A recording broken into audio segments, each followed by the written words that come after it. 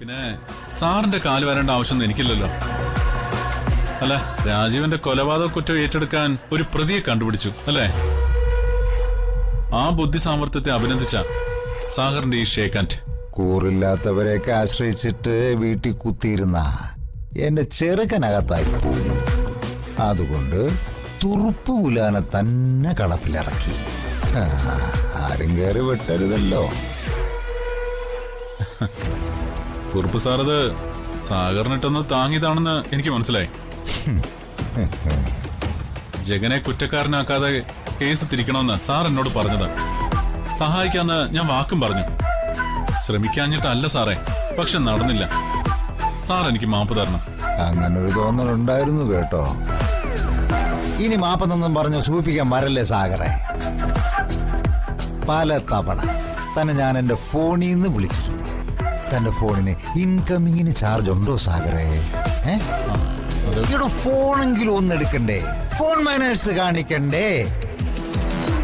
അത് പിന്നെ പലവിധ അസൗകര്യങ്ങളായി പോയി സാറേ. അതെ, മുൻ MLA കുറുപ്പിന്റെ ഫോൺ അവഗണിക്കാൻ മാത്രം എന്ത് അസൗകര്യമാണടോ തനിക്കുള്ളത്?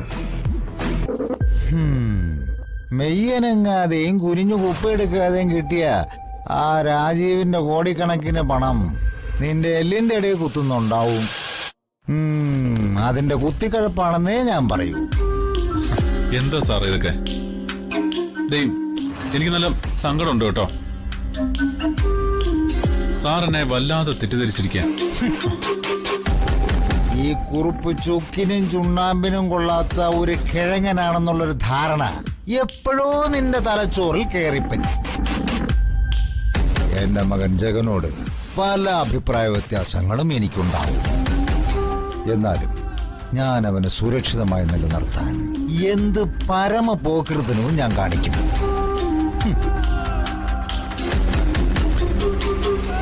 മനസ്സിലായോ നിനക്ക്? അവന്റെ ദേഹത്ത് ഒരു തുള്ളി മണ്ണ് വീഴാതിരിക്കാൻ ഈ കുറുപ്പ് ഏതറ്റം വരയ്ക്കും പോകും. അത്രമാത്രം ഞാൻ എന്റെ മകനെ സ്നേഹിക്കുന്നുണ്ടോ. വളരെ നല്ല കാര്യം.